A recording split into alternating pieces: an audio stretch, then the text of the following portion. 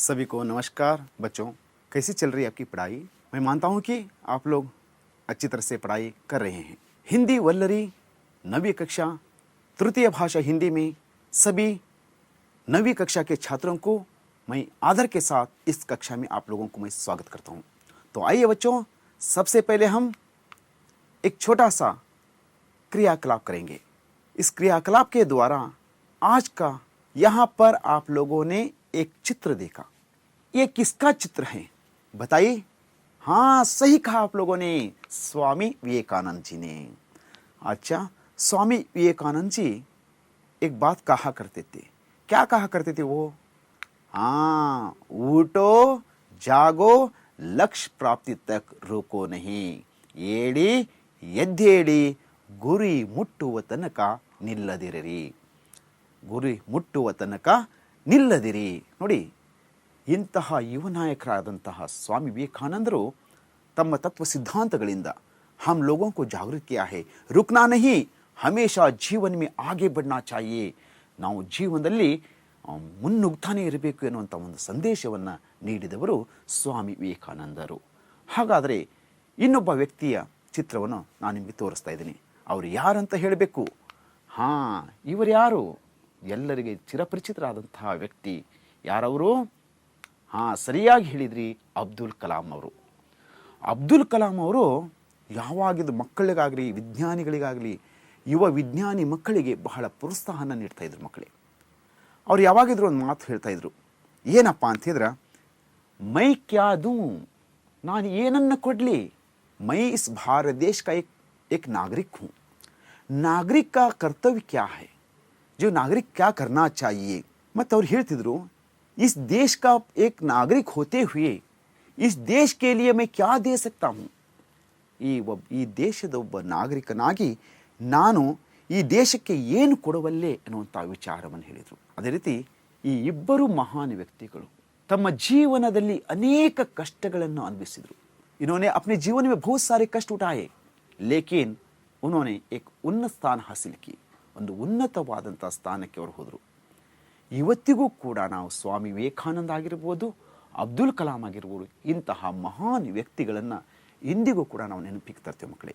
ಹಾಗಾದರೆ ಇವತ್ತು ನಮ್ಮ ಜೀವನದಲ್ಲಿ ಏನಾದರೂ ಒಂದು ಸಾಧನೆ ಮಾಡಬೇಕಾದ್ರೆ ನಾವು ಏನು ಮಾಡಬೇಕು? ಸ್ವಾಮಿ ವಿವೇಕಾನಂದ ಹೇಳಿದ್ದಾರೆ, ಊಟೋ ಜಾಗೋ ಲಕ್ಷ್ಯ ಪ್ರಾಪ್ತಿ ತಕ್ಕ ರುಕೋ ನಹಿ, ಏಡಿ ಎದ್ದೇಳಿ ಗುರಿ ಮುಟ್ಟುವ ತನಕ ನಿಲ್ಲದಿರಿ.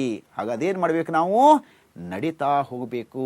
तो आइए बच्चों, आज आप लोगों को जो पढ़ाने जा रहा हूँ, चलना हमारा काम है, ಚಲನಾ ಹಮಾರ ಕಾಮ್ ಹೈ ಎನ್ನುವಂಥ ಈ ಕವಿತೆಯನ್ನು ನಾವು ತಿಳ್ಕೊಳ್ಳೋಣ ಮಕ್ಕಳೇ. ಹಾಗಾದರೆ ನೋಡಿ, ಈ ಕವಿತೆಯನ್ನು ಬರೆದಂತಹ ಕವಿಗಳು ಯಾರು ಅಂದರೆ ಶಿವಮಂಗಲ ಸಿಂ ಸುಮನ್ ಅವರು ಬರೆದಂತಹ ಈ ಸುಂದರವಾದಂಥ ಕವಿತೆ. ಈ ಕವಿತೆಯನ್ನು ಬರೆದಂತಹ ಶಿವಮಂಗಲ ಸಿಂರವರ ಒಂದು ಪರಿಚಯ ನೋಡ್ಕೊಂಡು ಬರೋಣ. ಹಾಗಾದ್ರೆ ನೋಡಿ ಅವರ ಪರಿಚಯ. ಜನ್ಮ, इनका जन्म 5 अगस्त 1915 को उत्तर प्रदेश राज्य के उन्नाव जिले के जगरपुर गांव में हुआ. ನೋಡಿ ಮಕ್ಕಳೇ, ಶಿವಮಂಗಲ ಸಿಂಗ್ ಸುಮನ್ ಅವರು ಹುಟ್ಟಿದ್ದು 5 ಆಗಸ್ಟ್ 1915ರಲ್ಲಿ ಉತ್ತರ ಪ್ರದೇಶ ರಾಜ್ಯದ ಉನ್ನಾವ್ ಜಿಲ್ಲೆಯ ಜಗರ್ಪುರ್ ಎನ್ನುವಂಥ ಊರಿನಲ್ಲಿ ಇವರು ಹುಟ್ಟುತ್ತಾರೆ ಮಕ್ಕಳೇ. ಶಿಕ್ಷಾ, बनारस हिंदू विश्वविद्यालय से इन्होंने स्नातकोत्तर एवं पीएचडी की उपाधि प्राप्त की है. प्रमुख रचनाएं युग का मोल, प्रलय, सृजना, विंध्या हिमालय, वाणी की व्यथा, उद्यम और विकास, ಇದು गीत काव्य, प्रकृति पुरुष, कालिदासा, नाटक आदि हैं. तो इनको पद्मश्री पुरस्कार, पद्म भूषण पुरस्कार, सोवियत लैंड नेहरू पुरस्कार, शिखर सम्मान, भारत भारती आदि पुरस्कारों से सुशोभित है. 1974 में इनकी कृति मिट्टी की बारात पर साहित्य अकादमी का पुरस्कार मिला है. निधन 27 नवंबर 2002 में हृदय गति रुक जाने के कारण इनका निधन हुआ.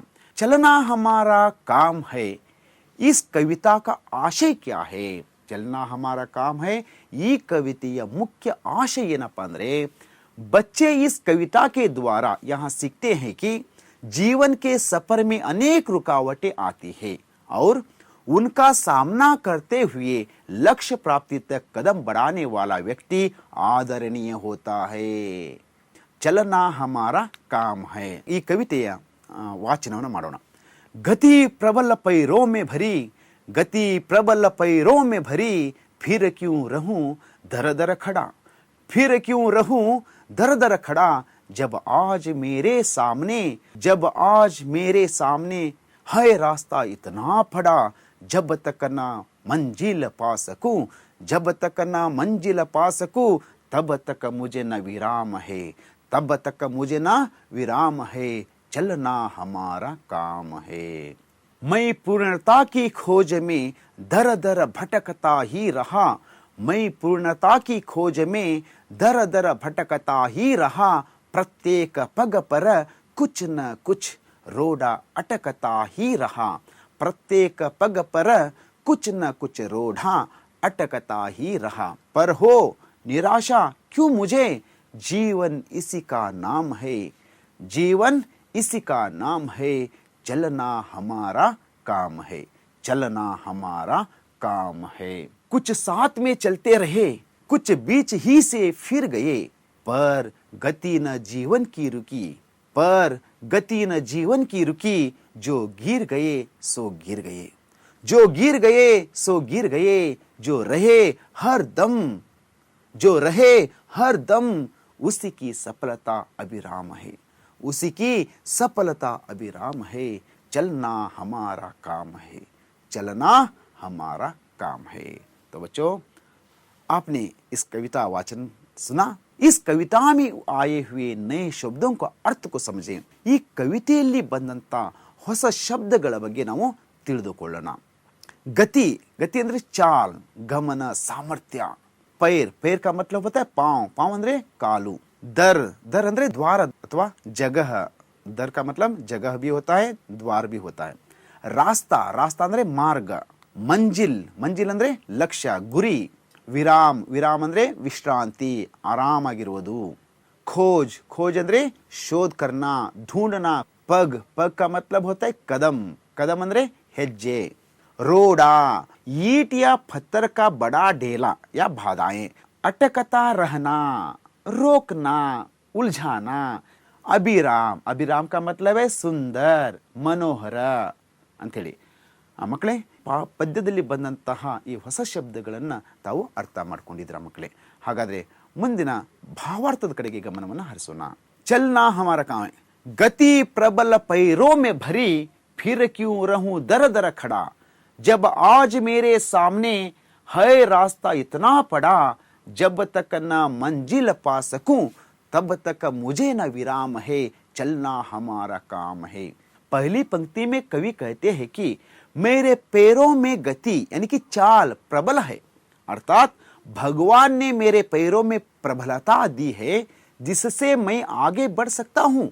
तो फिर मैं क्यों जगह जगह भटकता रहूं? यदि मैं चलना चाहूं तो मेरे सामने विशाल रास्ता है जो मुझे मंजिल की ओर ले जाता है. मेरा धैर्य कहता है कि जब तक मैं मंजिल ना पा लूं तब तक विराम न करूं, क्योंकि चलते रहना ही जीवन है. ಯಾಕಂದರೆ ನಮ್ಮ ಎದುರಿಗೆ ಅನೇಕ ರಸ್ತೆಗಳಿದ್ದಾವೆ. ನಮ್ಗೆ ಯಾವುದು ಒಳ್ಳೆಯ ರಸ್ತೆ ಬೇಕೋ ಆ ರಸ್ತೆಯ ಮಾರ್ಗವನ್ನು ನಾವು ಆಯ್ಕೆ ಮಾಡಿಕೊಂಡು ನಾವು ಸಾಗ್ಬೋದು. ನನ್ನ ಧೈರ್ಯ ಸಾಹಸ ಹೇಳ್ತಾ ಇದೆ ಏನಂತ, ಜಬ್ ತಕ್ ಮಂಜಿಲ್ ನ ಪಾಲು, ಎಲ್ಲಿವರೆಗೆ ನಾನು ಗೆಲುವನ್ನು ಸಾಧಿಸುತ್ತಲೋ, ಎಲ್ಲಿವರೆಗೆ ನನ್ನ ಗುರಿಯನ್ನು ಮುಟ್ಟೋದಿಲ್ಲೋ ಅಲ್ಲಿವರೆಗೆ ನನಗೆ ವಿಶ್ರಾಂತಿನೇ ಇಲ್ಲ, ಅಲ್ಲಿವರೆಗೆ ನನಗೆ ವಿಶ್ರಾಂತಿನೇ ಬೇಡ. ಯಾಕೆ ಹೇಳಿ? ಕ್ಯೂಂಕಿ ಚಲ್ತೆ ರಹನಾ ಹಿ ಜೀವನ್ ಹೇ. ಯಾಕಂದರೆ ನಾವು ನಡೀತಾ ಇರುವುದೇ ಮನುಷ್ಯನ ಜೀವನ. ಯಾವಾಗಿದ್ರೂ ಅಂಥ ಅಡಚಣೆಗಳು ಎಲ್ಲೂ ಕೂಡ ಬರ್ತಾ ಇರ್ತವೆ. ಆದರೆ ನಮ್ಮ ಪ್ರತಿಯೊಬ್ಬ ವ್ಯಕ್ತಿಗೂ ಗುರಿ ಇರಬೇಕು. ಮಕ್ಕಳೇ, ನಿಮಗೂ ಕೂಡ ಏನಿರಬೇಕು? ಗುರಿ ಇರಬೇಕು. ಗುರಿ ಇದ್ದರೆ ಆ ಗುರಿ ಹತ್ತಿರ ನೀವು ತಲುಪ್ತೀರಾ ಮಕ್ಕಳೇ. ಆ ವಿಚಾರವನ್ನೇ ನಾವು ಈ ಪದ್ಯದ ಮೂಲಕ ಕಲಿತಾ ಇದ್ದೇವೆ. ಮೈ ಪೂರ್ಣತಾ ಕಿ ಖೋಜ ಮೇ ದರ ದರ ಭಟಕತಾ ಹಿ ರಹಾ, ಮೈ ಪೂರ್ಣತಾ ಕಿ ಖೋಜ ಮೇ ದರ ದರ ಭಟಕತಾ ಹಿ ರಹಾ, ಪ್ರತ್ಯೇಕ ಪಗ್ ಪರ್ ಕುಚ್ ನ ಕುಚ್, प्रत्येक पग पर कुछ न कुछ रोड़ा अटकता ही रहा, रोड़ा अटकता ही रहा। पर हो निराशा क्यों मुझे, पर हो निराशा क्यों मुझे, जीवन इसी का नाम है, चलना हमारा काम है। तो देखिए, इस चित्र को हम देखने पर हमें पता चलता है कि जब हम एक रास्ता चुन लिए हैं, ಒಂದು ರಸ್ತೆಯನ್ನು ನಾವು ಆಯ್ಕೆ ಮಾಡ್ಕೊಂಡಿದ್ದೀವಿ, ಒಂದು ಮಾರ್ಗವನ್ನು ಆಯ್ಕೆ ಮಾಡ್ಕೊಂಡಿದ್ದೀವಿ, ಆ ಮಾರ್ಗದಲ್ಲಿ ನಾವು ಹೋಗ್ತಾ ಇರುವಾಗ ಇಸ್ ತರಸೆ ರೋಡ ಅಂದ್ರೇನೋ, ಇವರು ರುಕಾವಟ್ ನಮ್ಮನ್ನ ಜೀವನದಲ್ಲಿ ಅವ್ರೇನು ಮಾಡ ನಮ್ಮನ್ನ ತಡೆ ಹಿಡಿತಾವಿದೆ। मैंने हमेशा पूर्णता को ढूंढा और उसकी खोज में दर दर अर्थात जगह जगह भटकता रहा। ನಾನು ಏನಾದರೂ ಸಾಧನೆ ಮಾಡಬೇಕು, जो मेरी लक्ष्य को मैं प्राप्त करना चाहिए, इसलिए मैं उस खोज में दर दर भटकता रहा, अर्थात जगह जगह भटकता रहा। दर दर का मतलब है जगह जगह, ಇಲ್ಲಿಂದ ಅಲ್ಲಿ ಅಲ್ಲಿಂದ ಇಲ್ಲಿ ನಾನು ಓಡಾಡ್ತಾ ಇದ್ದೆ। ಭಟಕ್ತಾ ಅಂದ್ರೆ ಓಡಾಡ್ತಾ ಇರೋದು, ಆ ಕಡೆಯಿಂದ ಈ ಕಡೆ ಹೋಗ್ತಾ ಇರೋದು। मैं जब भी आगे बढ़ा मेरे हर कदम, ನಾನು ಯಾವ ಸಂದರ್ಭ ನಾನು ಮುಂದೆ ಹೋಗ್ತಿದ್ದೇನೋ ಆಗ ಹರ್ ಕದನ್ ನನ್ನ ಪ್ರತಿ ಒಂದು ಹೆಜ್ಜೆಗೂ पर रुकावटें आती रही, पर मुझे निराशा क्यों हो, मेरे हौसले बहुत ऊंचे। ಆಗ ಕಲ್ಲುಗಳು ಬಂದಾಗ, ಅಡಚಣೆ ಆದಾಗ ನಾವು ನಿರಾಶರಾಗಬಾರ್ದು। ಯಾಕೆ ಹೇಳಿ, ಹೌಸ್ಲಾ ನಮ್ಮಲ್ಲಿ ಮತ್ತೆ ಸ್ಫೂರ್ತಿ, ನನ್ನಲ್ಲಿ ಅಂತ ಸ್ಫೂರ್ತಿ ಇದೆ, ನಾನು ಸಾಧನೆ ಮಾಡ್ತೀನಿ ಅನ್ನೋಂಥ ನಮ್ಮಲ್ಲಿ ಸ್ಫೂರ್ತಿ ಇದ್ದಾಗ ನಾವ್ಯಾಕೆ ನಿರಾಶೆ ಪಡಬೇಕು। ನಿರಾಶಾ ಕೋ ಛೋಡ್ಕರ್ ಆಗೆ ಬಡ್ನಾ ಅವ್ರ ಚಲ್ತೆ रहना ही जीवन है। ಎಲ್ಲ ನಿರಾಶೆಯನ್ನ ಬಿಟ್ಟು ಸಾಹಸದಿಂದ ಧೈರ್ಯದಿಂದ ಮುಂದೆ ಸಾಗಬೇಕು। ಅದಕ್ಕಾಗಿ ಹೇಳ್ತಾರೆ ಚಲ್ತೆ रहना ही जीवन है। ನಾವು ಮುಂದೆ ಸಾಗ್ತಾನೆ ಇರೋದು, ಮುಂದೆ ಹೋಗ್ತಾನೆ ಇರೋದು, ಇದೇ ಜೀವನ। कुछ साथ में चलते रहे, कुछ साथ में चलते रहे, कुछ बीच ही से फिर गए, कुछ बीच ही से फिर गए, पर गति न जीवन की रुकी, पर गति न जीवन की रुकी, जो गिर गए सो गिर गए, जो गिर गए सो गिर गए, जो रहे हर दम, जो रहे हर दम, उसी की सफलता अभिराम है, उसी की सफलता अभिराम है, चलना हमारा काम है। देखो बच्चों, यहाँ आप इस चित्र को देखिए, जो गिरने वाले गिरते हैं तो आगे बढ़ने वाला यहाँ मुकाम पर पहुंचता है। अंतिम पंक्ति में कवि कहते हैं कि जब मैं अपनी मंजिल की ओर चला तो मेरे साथ बहुत लोग चल पड़े, पर कुछ लोग बीच में ही वापस हो गए, पर मेरी यात्रा न रुकी, जो लोग रुके या गिरे उन्हें छोड़कर आगे बढ़ गया मैं, और जो साथ अंत तक रहे वही सफल हो पाए, क्योंकि निरंतर चलते रहना ही जीवन है। इस कविता में कवि कहते हैं कि जब मैं अपनी मंजिल की ओर चला, ಕವಿಗಳು ಹೇಳ್ತಾರೆ ನಾನು ನನ್ನ ಗುರಿಯ ಕಡೆಗೆ ನಾನು ಹೋಗ್ತಾ ಇದ್ದೆ। जब मैं चला मेरी मंजिल की ओर चला, ನನ್ನ ಗುರಿಯ ಕಡೆಗೆ ನಾನು ಹೊರಟೆ, ಆವಾಗ ನನ್ನ ಹಿಂದೆನೂ ಕೂಡ ಅನೇಕ ಜನರು ಕೂಡ ನನ್ನ ಹಿಂದೆ ಬಂದ್ಬಿಟ್ರು। ಹಾಗೆ ಸಾಗ್ತಾ ಇದ್ವಿ, ಮುಂದೆ ಹೋಗ್ತಾ ಇದ್ವಿ। ಕುಚ್ ಲೋಗ್ ಬೀಚ್ ಮೇ ಹಿ ವಾಪಸ್ ಹೋಗಿ, ಕೆಲವರು ಜನರು ಅಯ್ಯಪ್ಪ ನನಗಾಗಲ್ಲ, ಅಲ್ಲಿವರೆಗೂ ನನಗಾಗಲ್ಲ ಬಿಡಪ್ಪ, ಆಗಲ್ಲ ನನಗಾಗಲ್ಲ, ಕೆಲವು ಜನರು ವಾಪಸ್ ಹೊರಟು ಹೋಗ್ಬಿಟ್ರು। ಇನ್ನು ಕೆಲವು ಜನರು ಅಯ್ಯೋ ಸುಸ್ತಾಯ್ತು ನನಗೆ, ಸಾಕು ನನಗಿಷ್ಟೇ ಅಂತ ಕೆಲವು ಜನರು ಅಲ್ಲೇ ಕುಳಿತುಕೊಂಡ್ಬಿಟ್ರು। कुछ वापस हो गए पर कुछ वहीं पर रुक गए, मेरी यात्रा न रुके। ಆದರೆ ಕವಿ ಹೇಳ್ತಾರೆ ನಾನೊಂದು ಗುರಿ ಇಟ್ಕೊಂಡಿದ್ನಲ್ಲ, ಆದರೆ ನಾನು ಮಾತ್ರ ನಿಲ್ಲಿಲ್ಲ। न रुकी जो लोग रुके या गिरे उन्हें छोड़कर आगे बढ़ गया। ಯಾರು ನಿಲ್ತಾರೋ ನಿಲ್ಲಿ, ಅದು ನಂಗೆ ಗೊತ್ತಿಲ್ಲ, ಆದರೆ ನಾನು ಮಾತ್ರ ನಿಲ್ಲಕೂಡದು, ನನ್ನ ಗುರಿ ನಾನು ತಲುಪಲೇಬೇಕು।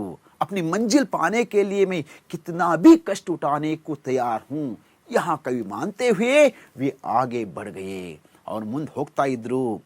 मैं और जो साथ अंत तक रहे, ನಾನಾಗಿರ್ಬೋದು ಅಥವಾ ನನ್ನ ಹಿಂದೆ ಬಂದವರಾಗಿರ್ಬೋದು, ನಾವು ಕೊನೆಯವರೆಗೆ ಪಯಣವನ್ನು ಬೆಳೆಸ್ತೇವಲ್ಲ, ಅಂದರೆ ಗುರಿಯನ್ನು ಮುಟ್ಟುವಂಥ ಪಯಣ ಹೋಗ್ತೇವಲ್ಲ, ಕೊನೆಯವರೆಗೆ ಯಾರು ಎಂಥ ಕಷ್ಟ ಬಂದರೂ ಅಲ್ಲಿ ಹೋಗಿ ತಲುಪ್ತಾರಲ್ಲ, ಅವನಿಗೆ ವಹಿ ಸಫಲ್ ಹೋ ಪಾಯೆ, ಅವರೇ ಯಶಸ್ವಿಯನ್ನು ಗಳಿಸ್ತಾರೆ, ಅವರೇ ವಿಜಯಿಗಳಾಗ್ತಾರೆ। ಕ್ಯೂಂಕಿ ಯಾಕೆ ಹೇಳಿ, ನಿರಂತರ ಚಲ್ತೆ ರಹನಾಯಿ ಜೀವನ, ನಿರಂತರವಾಗಿ ನಾವು ಗುರಿಯ ಕಡೆಗೆ ಹೋಗ್ತಾ ಇರೋದೇ ಈ ಮನುಷ್ಯನ ಜೀವನ ಅಂತ ನಾವು ಹೇಳ್ಬೋದು ಮಕ್ಕಳೇ। इसी प्रकार आप लोग भी बहुत सारे कठिनाइयों का सामना किया है, ಬಹಳ ಕಷ್ಟಗಳನ್ನು ತಾವು ಕೂಡ ಅನುಭವಿಸಿರಿ ಅಂತ ಕರೋನಾ ಅಂತ ಮಹಾಮಾರಿ ಆದರೂ ಕೂಡ ನಿಮ್ಮ ಓದು ಸಾಗ್ತಾ ಇದೆ. आप पढ़ते ही जा रहे हैं क्योंकि आपने हार नहीं मानी है. आप पढ़ने का जो तरीका अपनाया है, ನೀವು ನಿರಂತರವಾಗಿ ನಾವು ಗುರಿ ಮುಟ್ಟೋದಕ್ಕೆ ನಾವು ಏನು ಮಾಡಬೇಕು, चलना हमारा काम है. तो देखिए अभ्यास के प्रश्न, एक वाक्य में उत्तर लिखिए. ಒಂದು ವಾಕ್ಯದಲ್ಲಿ ಉತ್ತರವನ್ನು ಬರೆಯುವಂತ ಪ್ರಶ್ನೆ. ಇಲ್ಲಿ ಮೂರು ಪ್ರಶ್ನೆಗಳು ನೀಡಲಾಗಿದೆ. पैरों में कैसी गति भरी है. पहला प्रश्न आपके लिए है, पैरों में कैसी गति भरी है. इसका सही उत्तर बताइए. हाँ आप बताओ, आप बताओ. हाँ सही कहा आपने, पैरों में प्रबल गति भरी है. कवि के अनुसार कब तक विराम नहीं है. कवि के अनुसार जब तक मंजिल नहीं मिलती तब तक विराम नहीं है. हमारा काम क्या है, हमारा काम क्या है बताओ. हाँ सही पहचाना आप लोगों ने, चलना हमारा काम है. अगला प्रश्न है, कवि किसकी खोज में भटक रहे हैं. इसका सही उत्तर क्या है बताओ. हाँ सही पहचाना, कवि पूर्णता की खोज में भटक रहे हैं. कवि पूर्णता की खोज में भटक रहे हैं. प्रत्येक पग पर क्या अटकता रहा है. प्रत्येक पग पर क्या अटकता रहा है. इसका सही उत्तर है, प्रत्येक पग पर रोड़ा अटकता रहा है. किसकी गति रुकी नहीं है बताओ, देखेंगे. हाँ सही कहा आप लोगों ने, जीवन की गति रुकी नहीं है. जीवन की गति रुकी नहीं है. अच्छा बच्चों, आगे की प्रश्न की ओर हम बढ़ेंगे. 2-3 ವಾಕ್ಯೋं में उत्तर लिखिए. 2-3 ವಾಕ್ಯದಲ್ಲಿ ಉತ್ತರವನ್ನು ಬರೆಯುವಂತ ಪ್ರಶ್ನೆ ಮಕ್ಕಳೇ, ಗಮನಿಸಿ. तो पहला प्रश्न है, आज मेरे सामने है रास्ता इतना पड़ा, पंक्ति का आशय क्या है. आज मेरे सामने है रास्ता इतना पड़ा, आशय यह है कि आज कवि के सामने बहुत से चुनौतियां हैं. चुनौतियां अंद्रेनो, ಚಾಲೆಂಜಸ್ಗಳು. ಕವಿ ಎದುರಿಗೆ ಬಹಳ ಚಾಲೆಂಜಸ್ ಇದೆ. उचित चुनौती को चुनकर अपनी मंजिल तक लक्ष्य पहुंचना है. ಎರಡನೇ ಪ್ರಶ್ನೆ ಗಮನಿಸಿ ಮಕ್ಕಳೇ. कविता की अंतिम पंक्तियों में कवि ने क्या संदेश दिया है. ಕವಿತೆಯ ಕೊನೆಯ ಸಾಲಿನಲ್ಲಿ ಕವಿಗಳು ಏನನ್ನ ಸಂದೇಶವನ್ನು ನೀಡಿದ್ದಾರೆ ಅನ್ನೋದನ್ನ ಗಮನಿಸಿ ಮಕ್ಕಳೇ. कविता की अंतिम पंक्ति में कवि ने यह संदेश दिया है कि मंजिल पाने के लिए चलते रहें. अगर बीच बीच में ही रुक गए तो भी जीवन की गति रुकती नहीं. अगर कोई गिरकर रह जाने वालों की नहीं, बल्कि आगे चलने वालों को उत्तम सफलता मिलती है.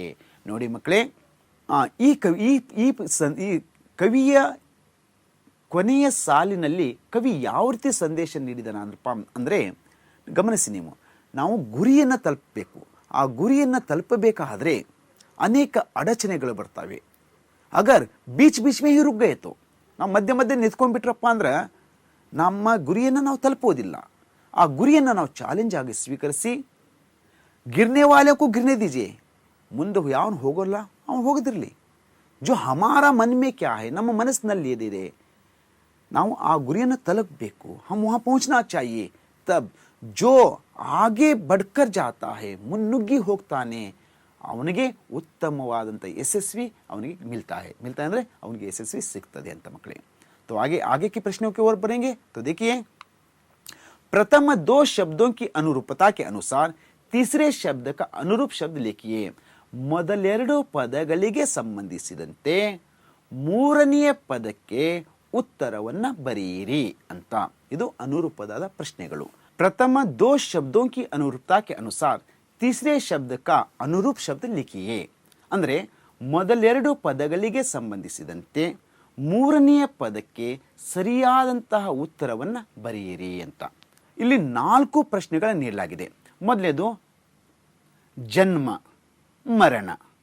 ಬಹುತ್ಗೆ ಹೇಳಿ ನೋಡೋಣ. ಹಾಂ ಸರಿಯಾಗಿ ಹೇಳಿದ್ರಿ, ಕಮ್ ಅಥವಾ ಥೋಡಾ.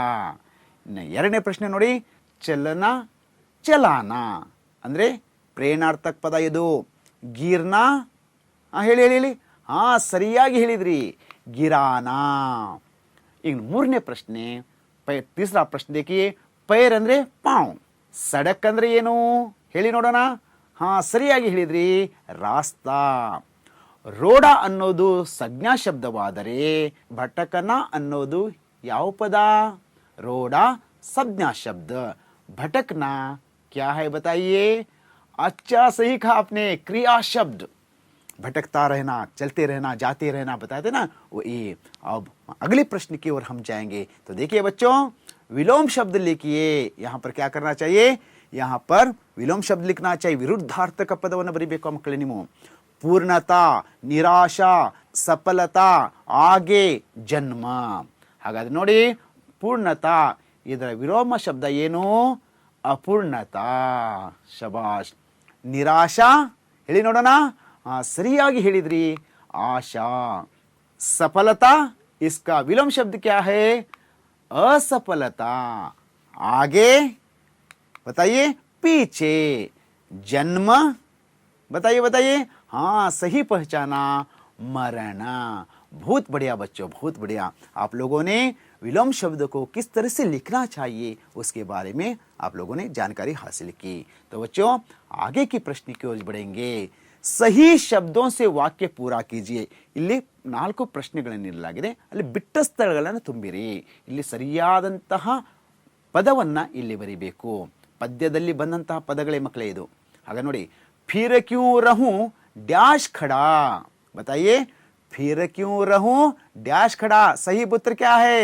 हाँ, दर दर खड़ा. बहुत बढ़िया. तब तक डैश है. यहाँ क्या आना चाहिए? हाँ, मुझे न विराम है. तब तक मुझे न विराम है. कुछ डैश से फिर गए. बताइए. हाँ, बीच ही से फिर गए. जो गिर गए सो गिर गए. बहुत अच्छा बच्चों, बहुत अच्छा. आप लोगों ने वाक्यों को किस तरह से पूरा करना चाहिए उसके बारे में भी आप लोग समझ रहे हैं. तो आइए बच्चों, आगे निम्नलिखित पद्य का भावार्थ लिखिए. ಇಲ್ಲಿ ಕೊಟ್ಟಂತಹ ಈ ಪದ್ಯದ ಭಾವಾರ್ಥವನ್ನು ನಿಮ್ಮ ಮಾತುಗಳಲ್ಲಿ ಬರೀಬೇಕು. ಮೈ पूर्णता की खोज में दर दर भटकता ही रहा. मैं पूर्णता की खोज में दर दर भटकता ही रहा. प्रत्येक पग पर कुछ न कुछ, प्रत्येक पग पर कुछ न कुछ रोड़ा अटकता ही रहा.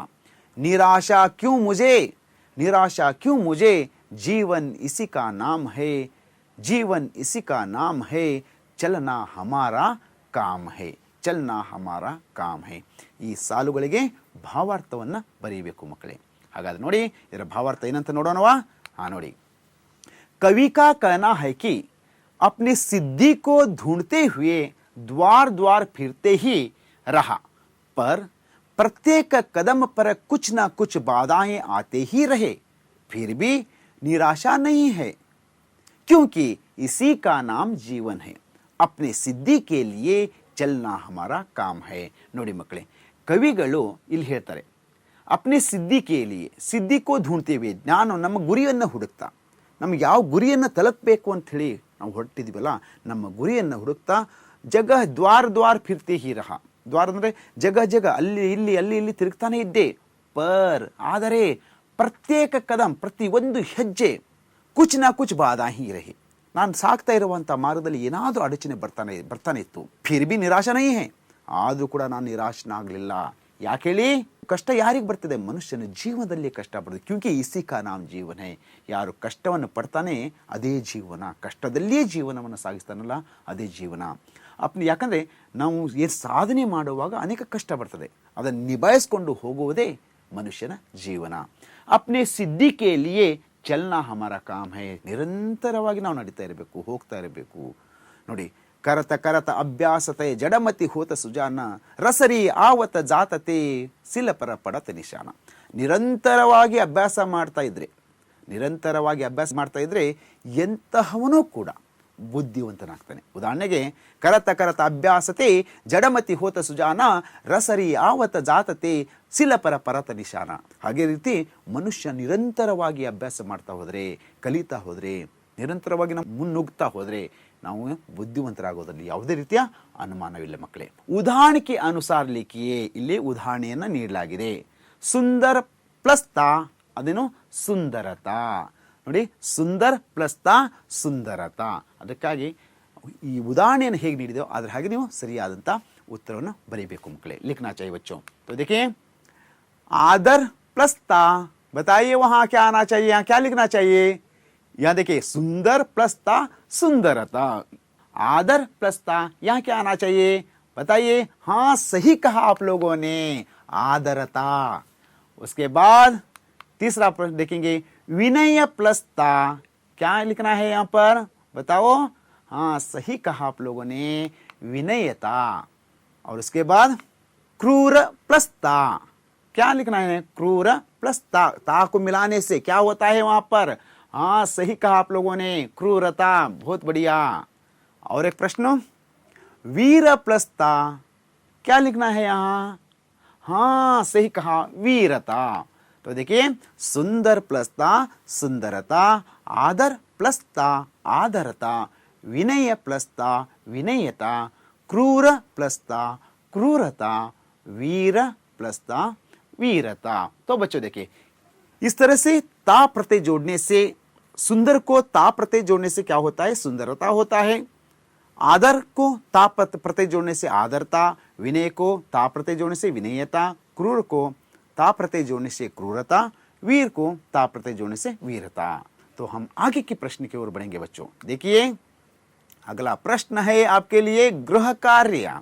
आप लोगों ने जो इस कविता में क्या क्या सुना, क्या क्या समझा, क्या अनुभव किया, इसके लिए आपको यहाँ पर गृह कार्य दिया जा रहा है. आप लोग क्या करना चाहिए, इन गृह कार्यों को लेकर अपने अध्यापकों को दिखाना चाहिए. तो आइए बच्चों आपके लिए पहला प्रश्न क्या है देखेंगे. तो देखिए पहला प्रश्न, चलना हमारा काम है, इस कविता से क्या सीख मिलती है. समझिए ना आप, चलना हमारा काम है, इस कविता से आपको क्या सीख मिली है. ಮತ್ತೆ ಎರಡನೇ ಪ್ರಶ್ನೆ, इस कविता का भावार्थ लिखिए. ಇಷ್ಟೊತ್ತು ತಾವು ಏನನ್ನ ತಿಳ್ಕೊಂಡಿದ್ರೋ, ಏನನ್ನ ಅರ್ಥ ಮಾಡ್ಕೊಂಡಿದ್ರೋ, ಅದಕ್ಕಾಗಿ ತಾವುಗಳು ಈ ಕವಿತೆಯ ಭಾವಾರ್ಥವನ್ನು ತಾವು ಬರೆದುಕೊಂಡು ಬರಬೇಕು. ಮತ್ತೆ ಮೂರನೇ ಪ್ರಶ್ನೆ, आपके लक्ष्य के बारे में लिखिए. ನೋಡಿ ಮಕ್ಕಳೇ, ಪ್ರತಿಯೊಬ್ಬರಿಗೂ ಕೂಡ ಒಂದೊಂದು ಗುರಿ ಇರ್ತದೆ. ಈ ಮೂರನೇ ಪ್ರಶ್ನೆಗೆ ಏನಪ್ಪ, ನಿಮ್ಮದೇ ಆದಂತಹ ಲಕ್ಷ್ಯ ಏನು, ನಿಮ್ಮ ಗುರಿ ಏನು, ನಿಮ್ಮ ಗುರಿ ಬಗ್ಗೆ ಬರ್ಕೊಂಡು ಬರಬೇಕು. ನೀವು ಏನು ಮಾಡಬೇಕು ಅಂದ್ಕೊಂಡಿದ್ರಾ ಅನ್ನೋದ್ರ ಬಗ್ಗೆ ನಿಮ್ಮದೇ ಆದಂತಹ ಗುರಿಗಳು ಏನು, ತಾವು ಏನು ಆಗಬೇಕು ಅಂದ್ಕೊಂಡಿದ್ದೀರಾ ಅನ್ನೋದ್ರ ಬಗ್ಗೆ ತಾವು ಹಿಂದಿಯಲ್ಲಿ ಬರೆದು ನಿಮ್ಮ ಹಿಂದಿ ಅಧ್ಯಾಪಕರಿಗೆ ತೋರಿಸ್ತೀರಾ ಅಂತ ಅಂದ್ಕೊಂಡಿದ್ದಾನೆ ಮಕ್ಕಳೇ. ಹಾಗಾದರೆ ಇಲ್ಲಿಗೆ ಇವತ್ತಿನ ಚಲನಾ ಹಮಾರಾ ಕಾಮ್ ಹೈ, ಇಷ್ಟು ಹೊತ್ತು ತಾವುಗಳು ಬಹಳ ಶಾಂತಿ ರೀತಿಯಿಂದ ಈ ಕವಿತೆಯನ್ನು ಅರ್ಥ ಮಾಡ್ಕೊಂಡಿದ್ರ ಮಕ್ಕಳೇ. ಮತ್ತು ಇಲ್ಲಿ ಕೊಟ್ಟಂಥ ಈ ಮೂರು ಪ್ರಶ್ನೆಗಳಿಗೆ ಸರಿಯಾಗಿ ಉತ್ತರವನ್ನು ಬರೆದು ನಿಮ್ಮ ಹಿಂದಿ ಅಧ್ಯಾಪಕರಿಗೆ ತೋರಿಸ್ತೀರ ಅಂತ ಅಂದ್ಕೊಂಡಿದ್ರಿ. तो देखिए बच्चों, मैं हूँ संजय कुमार गणपति राठौड़, सरकारी हाई स्कूल बाचनहट्टी, मागड़ी तहसील, रामनगर जिला. तो बच्चों मैं मानता हूँ कि आप लोगों को चलना हमारा काम है इस कविता द्वारा आप लोग क्या करना चाहिए, किस तरह से पढ़ाई करनी चाहिए और हमारी मंजिल क्या है, हमारे जीवन में कितनी बाधाएं आती है, तो उन बाधाओं को हम पीछे हटाकर हम आगे बढ़ना चाहिए. ಮಕ್ಕಳೇ, ಈ ಕವಿತೆಯಿಂದ ನಾವು ಕಲ್ತಿರೋದೇನಪ್ಪ ಅಂದ್ರೆ, ಜೀವನದಲ್ಲಿ ಅನೇಕ ಕಷ್ಟಗಳು ಬರ್ತಾವೆ, ಆ ಕಷ್ಟಗಳನ್ನು ನಾವು ಎದುರಿಸಿ ಮುಂದೆ ಹೋಗ್ತೀವಂತ ಈ ಪದ್ಯದಿಂದ ನಾವು ಕಲ್ತಿದ್ದೇವೆ ಅಂತ ಹೇಳ್ತಾ, ಆಲಿಸಿದ್ದಕ್ಕೆ ತಮ್ಮೆಲ್ಲರಿಗೂ ಧನ್ಯವಾದನೆ ಹೇಳ್ತಾ, ಮುಂದಿನ ತರಗತಿಯಲ್ಲಿ ಮತ್ತೆ ಸಿಗೋಣ ಅಂತ ಹೇಳಿ ಇಲ್ಲಿಗೆ ಮುಕ್ತಾಯ ಮಾಡ್ತಾನೆ. ಎಲ್ಲರಿಗೂ ಒಳ್ಳೆಯದಾಗಲಿ, ಶುಭವಾಗಲಿ ಅಂತ ಹೇಳ್ತಾ, ಸಭಿಕೋ ಸಂಜಯ್ ರಾಥೋಡ್ ಕಾ ಪ್ಯಾರ ಭರಾ ನಮಸ್ಕಾರ. ಧನ್ಯವಾದ ಬಚ್ಚೋ.